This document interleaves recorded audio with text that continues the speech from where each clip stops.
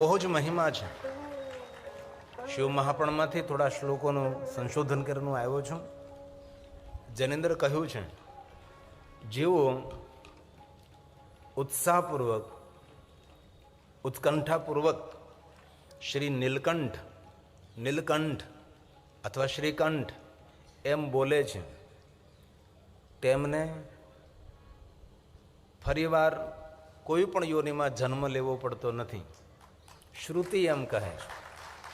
શિવ મહાપણ ગ્રંથમાં કહ્યું કે શિવ મહાપણ ગ્રંથ હું નથી કહેતો, પરંતુ શ્રુતિ ગ્રંથ એમ કહે, વેદોમાં એમ કહ્યું છે કે જે વ્યક્તિ નીલકંઠ નીલકંઠ શ્રીકંઠ એમ બોલતા રહે છે એમનો જન્મ છેલ્લો જન્મ છે. અને જીવનો સ્વભાવ છે કે જીવ હંમેશા મુક્ત થવા માગે છે. તો જે માણસ નીલકંઠ નીલકંઠ શ્રીકંઠ બોલતો રહે છે એ જીવાત્મા મુક્ત બની જાય છે. એવા અનેક ગામોની અંદર જોયું કે ભગવાન મહાદેવનું નામ નીલકંઠ મહાદેવ હોય છે. પહેલે દિવસે મને ગૌરવ થયું કે કેટલું આ ગામ ભાગશાળ છે, ગામના મહાદેવનું નામ નીલકંઠ મહાદેવ છે. આ નામનો ખૂબ મહિમા છે. શિવ મહાપણ ગ્રંથનો આ શ્લોક છે, એમાં કહ્યું છે, ભગવાન વ્યાસજીના વચનો છે કે જે કોઈ નીલકંઠ નીલકંઠ બોલે છે તેષામ શરીરમ ચરમ, એમને ફરીવાર કોઈ શરીર ધારણ કરવું પડતું નથી. એ નિત્ય ભગવાન મહાદેવના લોકમાં રહે છે. કારણ કે શિવજીના લોકમાં કોઈ શરીર નથી ને, વહાં તો એક આકાશી તત્વ છે, જ્યાં કોઈ વાણીનો વિલાસ પણ નથી, જ્યાં કોઈ વાણીનો પ્રયોગ પણ કરવો પડતો નથી. આપણા મનમાં જે કાંઈ તમે વિચારતા હો તે સામેનો માણસ સમજી શકે છે. એ માણસ પોતાના મનમાં જે વિચારે આપણે સમજી જઈએ છીએ. તેથી શુદ્ધ વિચારો હોય છે. ધરતી ઉપર માણસ બોલતો કાંઈ હોય છે અને વિચારતો પણ કંઈક અલગ હોય છે. આજે આપણે જોઈએ છીએ લોકો ધાર્મિક દેખાય છે પણ એ ધાર્મિક હોતા નથી. ધાર્મિક દેખાવું એક અલગ બાબત છે અને ધાર્મિક હોવું એ પણ એક અલગ જુદી બાબત છે. તો આ શ્લોક ભગવાન મહર્ષિ વેદવ્યાસજીની સુંદર રચના છે.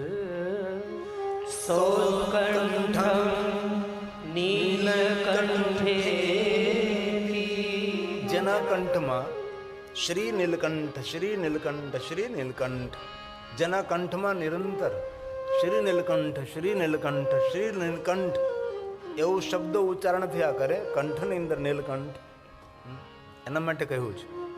ભાવથી કુભાવથી આળસથી પ્રમાદથી કે ભૂલથી પણ નીલકંઠનું નામ તો આપણે લેતા જ હોય. મહાદેવના ભક્તો તો એસે લેતા હોય છે, પણ અમુક લોકો ભાવ કુભાવથી પણ નામ નજર કરે એટલે વંચાતો છે કે નીલકંઠ મહાદેવ. આ નામનો બહુ મહિમા છે. બ્રહ્માજીએ શિવ મહાપણ ગ્રંથમાં એક સ્તુતિ કરી છે, એમાં પણ બ્રહ્માજીએ પણ કહ્યું કે આ નીલકંઠ નામ મને બહુ વાલું છે. અને શંકર ભગવાનને વધારે નીલકંઠ નામથી પુકારવામાં આવે છે. શંકરજીને નીલકંઠ, અને નીલકંઠ એક એવું નામ છે કે વિશ્વના કોઈ પણ દેવને તમે નીલકંઠ ન કહી શકો. ભલે સ્વર્ણ સંપ્રદાયની અંદર નીલકંઠ વર્ણિ કહ્યા, આપણે એનું વર્ણ કર્યું છે, પણ પોતે નીલકંઠ ન થઈ શકે. કારણ કે નીલકંઠ તો એ જ થઈ શકે છે જે વિષપાન કરે છે. અમૃત કનારા દેવતાઓ તો અનેક આપણે જોયા છે, એને માણ્યા છે, તેને સમજ્યા છે, તેને સાંભળ્યા છે, પણ ઝહેર પીનારા કોઈ દેવતા નથી. ઝહેર પીનાર એક જ દેવ છે, એ ભગવાન શિવ છે.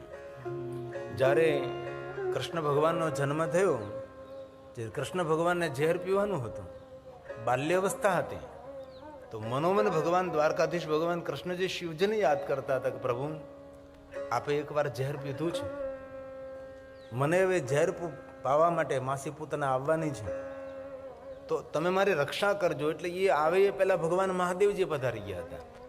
અને ભગવાન શિવજી એમને કૃષ્ણ ભગવાનને વચન આપ્યું હતું કે મેં તો ઝેર પીધું છે, કંઠમાં રાખ્યું છે, પણ આપ મને યાદ કરો છો એટલે ઝેર પીનારો નહીં પણ ઝેર પાનારીનું મૃત્યુ થશે. તેથી કૃષ્ણ ભગવાનને કાંઈ પણ ન થયું, પણ ઝેર પાવા જે આવે છે એનું મૃત્યુ થયું. એ જગત પ્રસિદ્ધ શ્રીમદ ભાગવત કથાની કથા છે. તો આપણા ગામની અંદર નીલકંઠ મહાદેવ છે. હું સંશોધન કરતો હતો કે કઈ જગ્યાએ નીલકંઠનો નામનો મહિમા છે, એ સંશોધનનો વિષય છે. તેથી જેના કંઠમાં શ્રી નીલકંઠ શ્રી નીલકંઠેતી, નીલકંઠેતી મતલબ નિરંતર. મહાદેવ મહાદેવ મહાદેવેતી મતલબ નિરંતર મહાદેવ મહાદેવ મહાદેવ. નીલકંઠ નીલકંઠ નીલકંઠેતી, નિરંતર એનું નામ લેવું. આવું ભગવાન વ્યાસજીએ વચન આપ્યું છે. સોતરકંઠ નીલકંઠેતી શ્રીકંઠેતી વંદતી. જે કોઈ વંદન કરે છે, નીલકંઠ મહાદેવને પ્રણામ કરે છે, હે શ્રી નીલકંઠ, હે શ્રી નીલકંઠ, હે શ્રી નીલકંઠ, એમના માટે કહ્યું છે. તેષાં શરીરં ચરમ સત્યમિસ્ત્વસ્તિ હિ શ્રુતિ સત્યમિસ્તિ હિ શ્રુતિ. શ્રુતિ એવું કહે છે કે તેમને અન્ય કોઈ શરીર ધારણ કરવું પડતું નથી. આપણા શાસ્ત્રોનું વિધાન પણ છે કે અનેક શરીરો ધારણ કરીએ છીએ. નભચર બનીએ, જલચર બનીએ, ભૂચર બનીએ. આ માનવ શરીર તો ક્યારે મળે છે એની આપણે પાસે ગણતરી પણ નથી. ભલે આપણે કહેતા 84 લાખ, પણ 84 લાખ ક્યારે પૂર્ણ થઈને ક્યારે અવસર મળે એની આપણને ખબર નથી. તેથી આ શરીર ત્યારે મળ્યું છે. એટલે જે આપણા શાસ્ત્રોમાં આપણને કહ્યું છે એનું અનુસરણ કરીએ આપણે. અને આગળ બહુ સરસ વાત કરી છે. વિશ્વાધિ મહાદેવ વિશ્વેશ દેવતા સર્વભૌમ શંકર સર્વોત્તમ ઉત્તમ અનંત શ્રી સર્વ નૃસિંહ વિદાહરણ. નૃસિંહના ગર્વને દૂર કરનારા ભગવાન શિવ નૃસિંહ હરણ. આવા અનેક નામોથી શ્રી રુદ્રમ, આવા અનેક નામોથી જે મનુષ્ય ભગવાન શિવને પુકારતો રહે છે. ભગવાન મહાદેવના અગણિત નામો છે. એવા અલગ અલગ નામોથી ભગવાન શંકરને જે પોકારે છે એ મનુષ્ય માટે કહ્યું છે. તેષામ શરીરમ ચરમ સત્યમ મિત્યસ્તિ હિ શ્રુતિ. શ્રુતિ વારંવાર વારંવાર એમ કહે છે કે તેને કોઈ પણ શરીર ધારણ કરવું પડતું નથી. મનુષ્ય શરીર મળે તો બહુ સારું છે. મનુષ્ય શરીર ન મળે તો વિચારો તમે, પક્ષીઓ બનીએ તો પક્ષીનું શરીર, એ પક્ષી કઈ રીતે જીવતા હશે? એમને ઠંડી પડે, એમને કોઈ ધાબળો ઓઢવા આપતું નથી. આટલો તાપ પડે તો એને ગરમી લાગે છે. રહેનારા પ્રાણીઓ પણ કેટલું સંઘર્ષ ભરેલું જીવન જીવતા હોય છે. આનંદ અને ઉત્સાહ આપ જે કાંઈ ધારો તે કરી શકો એ મનુષ્ય શરીરમાં છે. આપણે સૌ વિચારી શકીએ છીએ. પશુ કઈ રીતે વિચારી શકે? પ્રાણીઓ કઈ રીતે વિચારી શકે? પક્ષીઓ કઈ રીતે વિચારી શકે છે? અને આપણા શાસ્ત્રોમાં કહ્યું કે આ બધી યોનિઓ છે, આમાં દરેક માણસે જવું પડે છે. અને એમાંથી બહાર નીકળવા માટે મનુષ્ય અવસર એક છે કે એ મનુષ્ય અવસરની અંદર માણસ તેમાંથી બહાર નીકળી શકે છે. આવું આપણા શાસ્ત્રનું વિધાન છે. તો આવા અનેક નામોનું પારણ છે.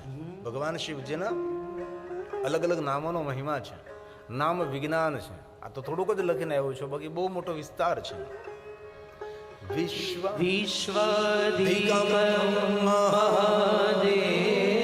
શંકર ભગવાનના નામ છે વિશ્વાધિક महादेव और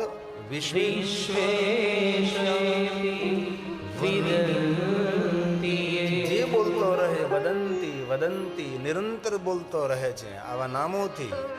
દેવતા સર્વભૌમેતિ શંકરેતિ વદંતી. વદંતી મતલબ બોલવું, નિરંતર જે હે શંકર, હે મહાદેવ, હે વિશ્વેશ્વર, હે વિશ્વનાથ, હે વિશ્વપતિ, હે